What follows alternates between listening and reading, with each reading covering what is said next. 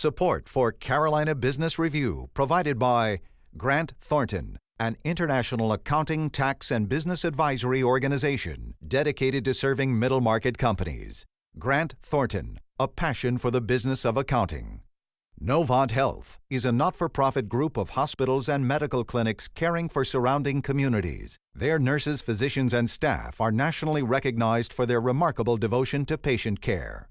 And by Sonoco, a global manufacturer of consumer and industrial packaging products and provider of packaging services with more than 300 operations in 35 countries. So when it comes to the state of our economic, social, and commercial health, who to believe? Economists? The small business owner? The government? The media? Your own family?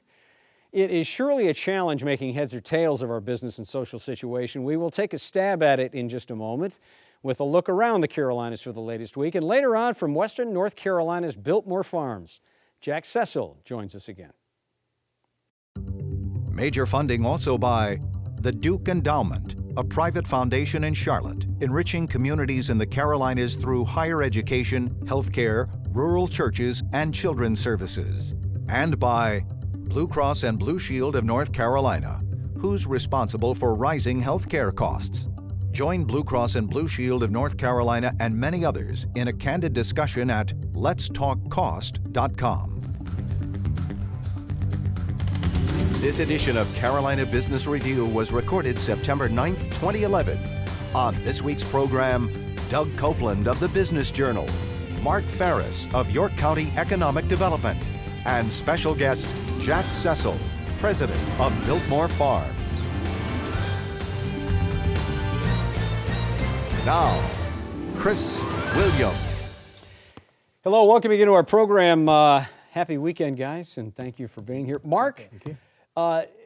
You know, when it comes to economic development, I guess one of your raw materials is the inventory that you're sitting on, the inventory, the physical inventory of buildings and land and development.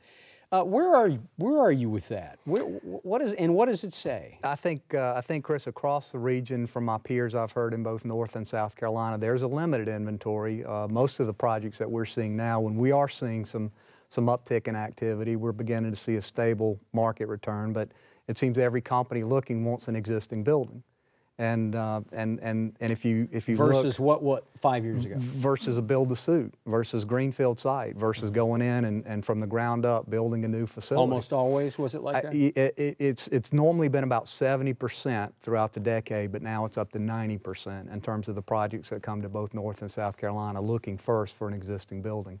Construction loans still are hard to come by, and so those companies are looking first to make existing structures work. And frankly, all of my peers, at least in the meetings that I've been in recently, complain about not having adequate inventory to meet those demands. Now that is almost a good problem to have, I'm assuming. Theoretically, but as a company begins to search on the internet and looks at our individual websites and they don't see a particular size building that they can use, then they immediately eliminate us from consideration without even looking at the other assets in the community. You're nodding your head over there, Doug. Well, we're saying the same thing, and when you say it's a good problem to have, we have a lot of vacant space. It's just not suitable for what these companies are using. So that's our big challenge, is we don't have the space available that meets the criteria that they have, but there's still plenty of old warehouse, old factory space available. So we sort of have both going on, not the new buildings that modern industry needs, and still plenty of empty space. So, Doug, do you get the sense that people don't want a large continuous track?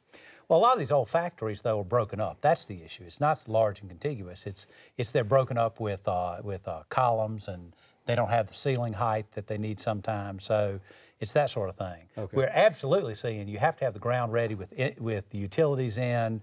At a minimum, if you don't have the ground ready with utilities in there and ready to build, they pass you by immediately. And you know, Mark, this is a bit of a tactical thing, but it's also meaningful. It's a small thing, and that is you have to have, at this point, in other words, in your group, you have to have all of your inventory up on the website. Yes. If it's not there, then you get passed by. If it's not there, then the companies are almost always, their first search for information about a community is web-based. And having a good web presence, having an adequate inventory of available property, having everything listed that you can, gives you more opportunity to sell that company, at least initially. Doug, you talk about clusters and you talk about development. Honda Jet, with some fanfare, announced that they were coming to North Carolina and certainly to the Triad. And, head count was going to be at least in the 1,000. Where are we with Honda Jet? How does it benefit Greensboro, Winston-Salem, Hickory, High Point, the Triad? Where are we with all that? Well, they're ahead of the curve. The original promise was really in the 500 job area at this point, and now they're at about 600 already. What do you think total head count will be there? They're talking now 900. And that's a result of something that they haven't officially announced yet in terms of what it's going to be.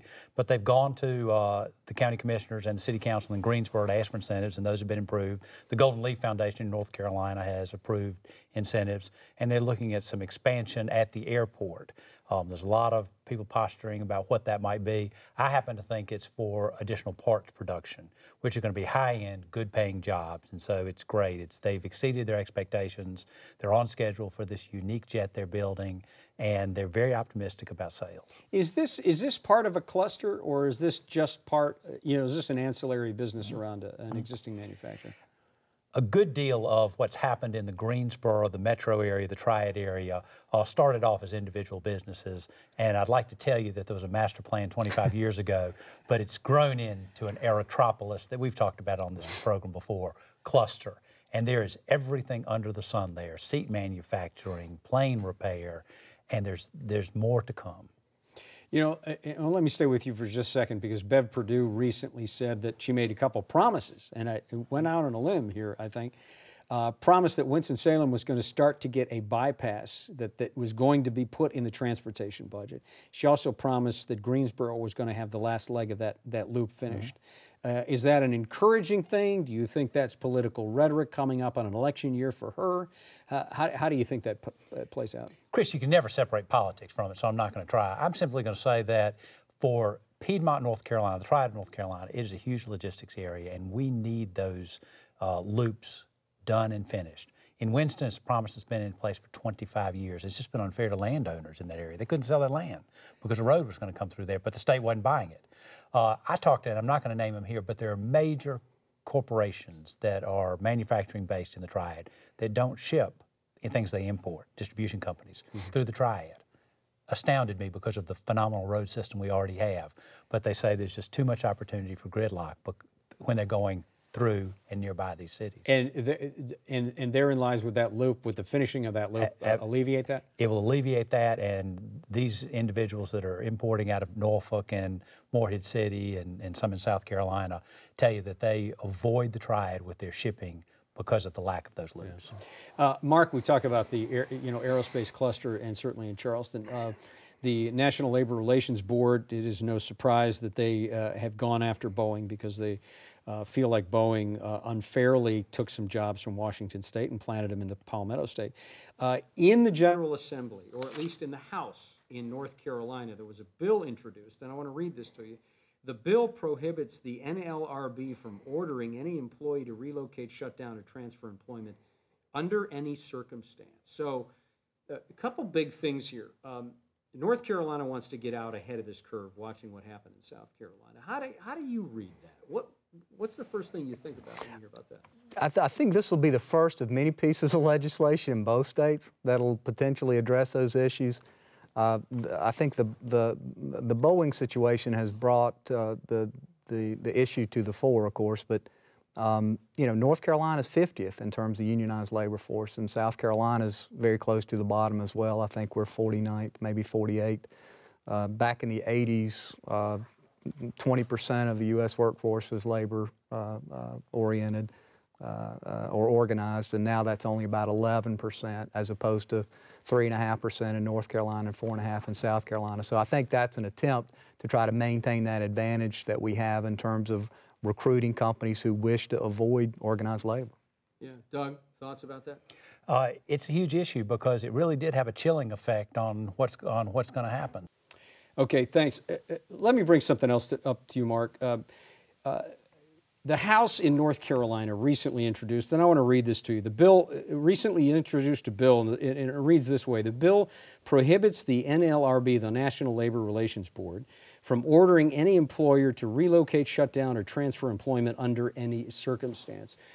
This North Carolina General Assembly House bill that was introduced is clearly in response to some of the pressure that's going on between NLRB and the Boeing plant down in Charleston. How do you square this? How do you look at this? I think that'll be the first of many pieces of legislation that'll be probably in both North and South Carolina, designed to continue to limit the influence of organized labor in the states. That is one of the marketing things that we talk about when we look, especially in the Northeast or West Coast. We tout the fact that we have one of the lowest unionized rates in the nation. In fact, South Carolina is, I think, 48th, and North Carolina is 50th at 3.5%, I believe. So that is unionized rates, not unemployment. In terms of unionized rates, right? In terms of labor unionized. So that's something that we talk about with companies who are looking to avoid labor unions. But Mark, has this NLRB action against Boeing at all? Is this dampened economic development at all, or folks that look at South Carolina go,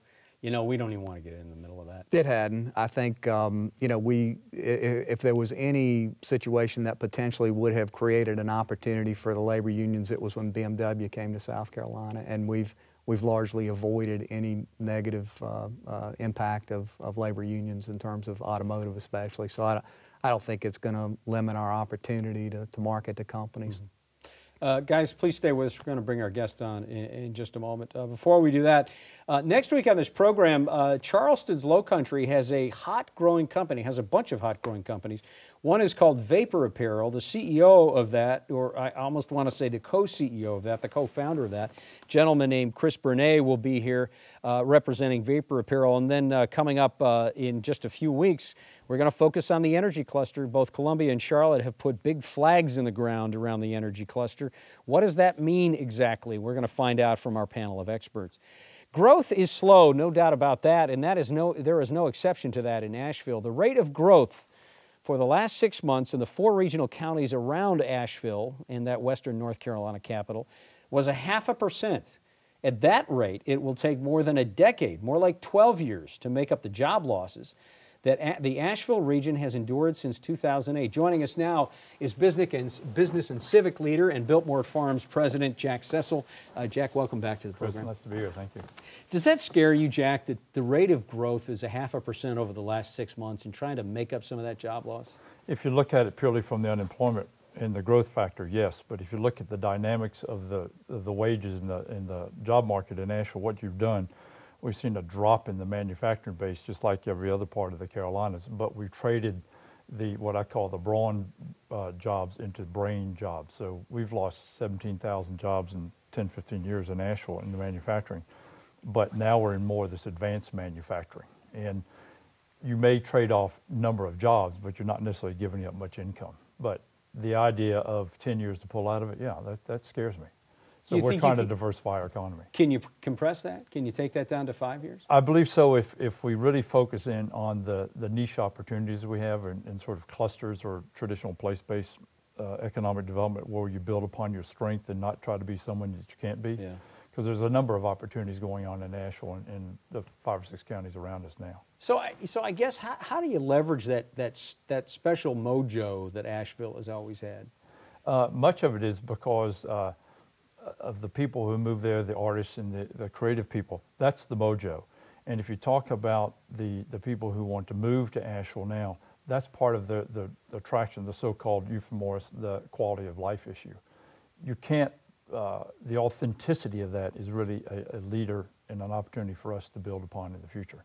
So you go after the higher income industries, you go after the CEOs. That's who really makes a decision. If you can convince a CEO that Asheville has a mojo that they happen to like for their own personal lives and or their philosophy of their company, that gives us a leg up. Mark? Jack, talk a little bit about the 5x5 initiative at the Asheville Chamber. This is our 3rd time at raising money for economic development activities in Asheville. In the past has been really focused on manufacturing and the relocation or the expansion of local manufacturing. Now it's based on 5 clusters, hence the 5x5, 5,000 jobs in 5 clusters in 5 years. And so we're looking at advanced manufacturing, looking at healthcare, we're looking at science and technology, we're looking at knowledge-based entrepreneurship, creativity, and we're looking at the arts and craft. In all of those, we think we have a comparative, if not an absolute advantage over other communities, certainly in the Carolinas. Mm-hmm.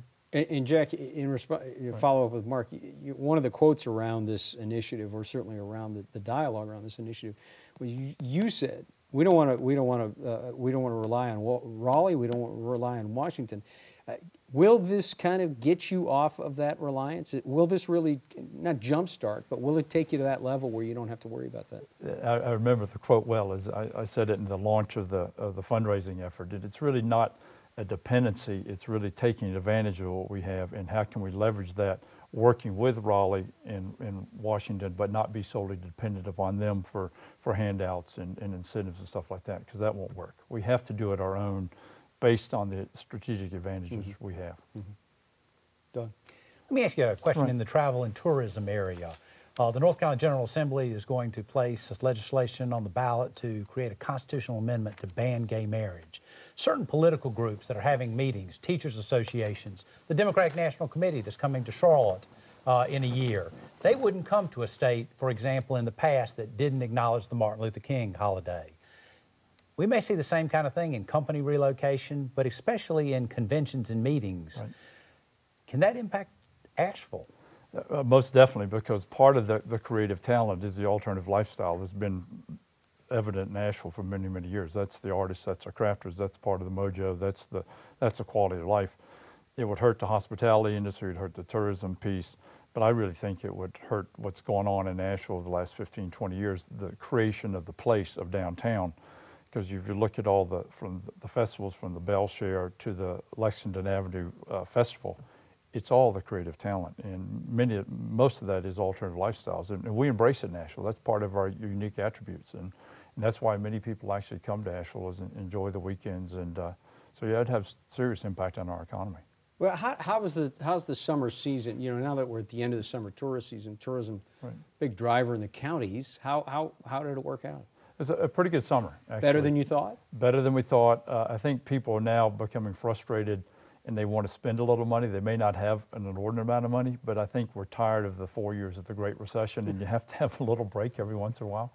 We've seen our hotels' occupancy increase rather substantially in the last 8 or 9 months, which is a good sign. What's the, you know, for the Cecil family, the litmus test has got to be the visitors at the house. Right. What does that look like? According to my cousin, I think he's doing well this year. I think they're back to where they have been in the past. Their hotels are doing well, and I think the gate count is up as accordingly. Yeah. Mark? Talk a little bit about the sustainability in Asheville. I think they've been a leader, certainly in the nation and certainly in the Southeast in that effort.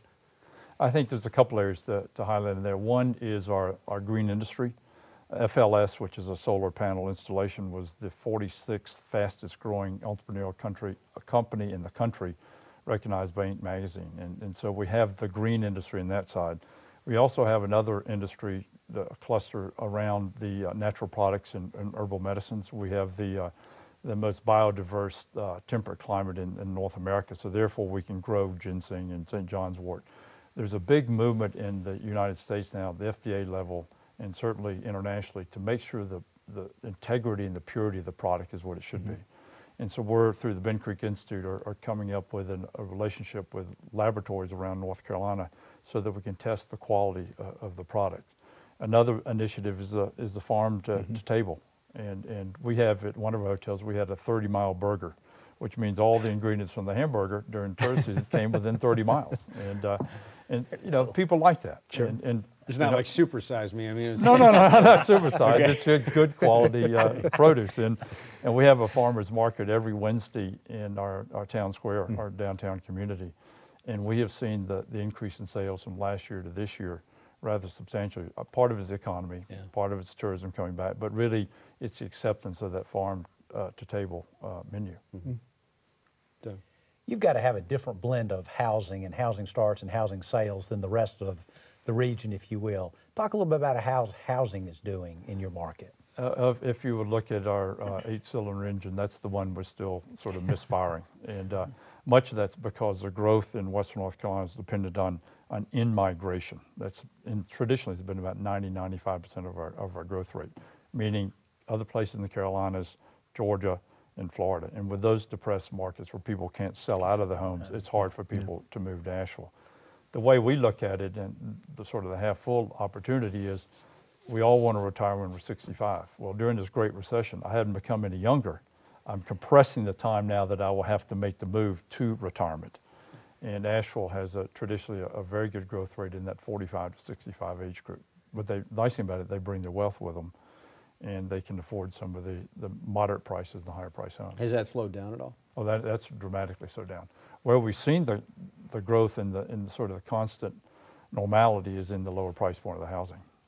But people are coming in paying cash for it now where they'd mortgage it in the past. You know, Jack, do you think Asheville is so, we all love Asheville. Everybody goes downtown Asheville or Asheville the region or Hendersonville or Haywood or wherever, loves it. But is Asheville so diverse that it's hard to get Asheville and the region looking in the same direction? Because it is so diverse and thinks so separately. From an outsider, that may be your thought process. From a local indigenous native, it's actually a positive, because if you go into a meeting and there's all these diverse opportunities and discussions and thoughts and theories, but I usually find that there's a golden nugget in that someplace. You just have to listen. You have to go through all what I call the frickin' and fracking and listen to the conversation. But ultimately, there's something in there that really is unique, and it's good for Asheville. And so I happen to like the diversity in Asheville as an opportunity and a positive to the whole economy and to what goes on in town. So and sorry to stay with us guys, so what do you think is underutilized about the region? I think it's underemployment, because there's many people moving to Asheville who cannot be gainfully employed in what would be appropriate for their educational level. We have a large percentage of the population, that 20 to 25. Yeah. Asheville's become what Boulder was to our generation. It's a cool place to live. Many of those people come with a college degree, but they can't find meaningful employment. So it's a little bit of difference than other parts of the state where we have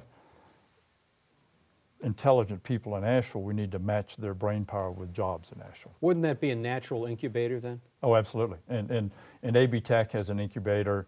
Part of the Chamber's 5x5 is to further exploit and take advantage of those students in town in the software business or medical devices or the Ben Creek Institute we talked about earlier. What about pulling in some of the intellectual property from Cullowhee? Oh, absolutely. They have a rapid prototype, and part of the project we're doing now with the Chamber is a collaboration project between the North Carolina Biotechnology Center, Mission Hospital, and Ability, which is part of the Biotech Center, where they're looking to commercialize intellectual property and medical devices. So you can go take the medical device or the intellect out of some of the smaller companies or out of the doctors, the medical community, go to Cullowhee, do a rapid prototype of the project, and then you put it together with their MBA program and other various SBTDCs, and you can create some small business in town. Yeah. Jack, we were talking earlier about the inventory of available buildings and sites, and whether it's reality, the perception among the local developers is, well, you can't find a flat piece of property in Asheville. I know that's not the case, but how are you in terms of being able to satisfy the demands of potential prospects in terms of inventory? We were very lucky, and it's a classic case in point. If you don't have a site ready to go, we were fortunate. Linamar is a Canadian company. Volvo Construction announced that they were moving all of their operations, North American operations, to Shippensburg, Pennsylvania, and a manufacturing operation that employed probably 150 to 200 employees. Linamar came in from Canada, is a vendor to both Volvo and Caterpillar, initially announced 400 jobs and $125 million investment, and that probably will grow in the years to come. But what they were after was Volvo's old manufacturing plant.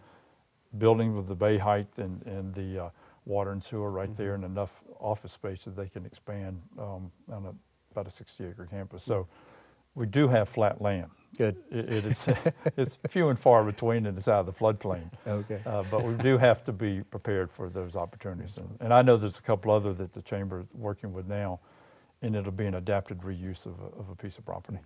Doug, we got about a minute. What are some of the high-tech and low-tech infrastructure issues you're facing with this growth? You know, roads, broadband, any of those issues that you're facing? We're fortunate in broadband.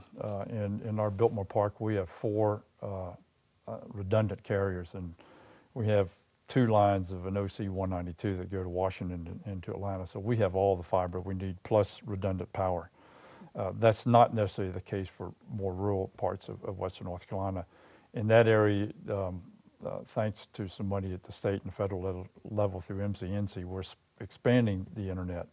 But we're still in the age-old discussion about what are we going to do with the Loop Road in Asheville. There's a section between I-26 and the north side of town through I-240, and for 25, 30 years I've heard it's going to be expanded, and it hadn't happened yet. Well, you know, we were just talking about Greensboro and Winston-Salem both got the promise from the governor that was going to be put on the DOT docket. I guess that's going to be the next thing is the Asheville Loop. Oh, yeah, we just heard the same thing this week. Really? Yeah, there's 3 sections, and the middle section's now on the docket, and 6 months ago it was dropped off the TIP list. Well, we'll pick it up next time right there. Jack, thanks for being on the program. Yes, thank you. Good to have you here again. Nice to be here. Doug, always nice to see you. Thank you. Mark, I like the Korean tie. Thank you. Nice. Appreciate Good touch. Yeah.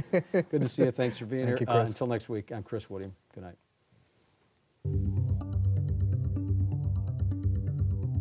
Major funding for Carolina Business Review was provided by the Duke Endowment, a private foundation in Charlotte, enriching communities in the Carolinas through higher education, healthcare, rural churches, and children's services. And by Blue Cross and Blue Shield of North Carolina, who's responsible for rising healthcare costs. Join Blue Cross and Blue Shield of North Carolina and many others in a candid discussion at letstalkcost.com. Grant Thornton, an international accounting, tax, and business advisory organization dedicated to serving middle-market companies. Grant Thornton, a passion for the business of accounting. Novant Health is a not-for-profit group of hospitals and medical clinics caring for surrounding communities. Their nurses, physicians, and staff are nationally recognized for their remarkable devotion to patient care. And by Sonoco, a global manufacturer of consumer and industrial packaging products and provider of packaging services with more than 300 operations in 35 countries.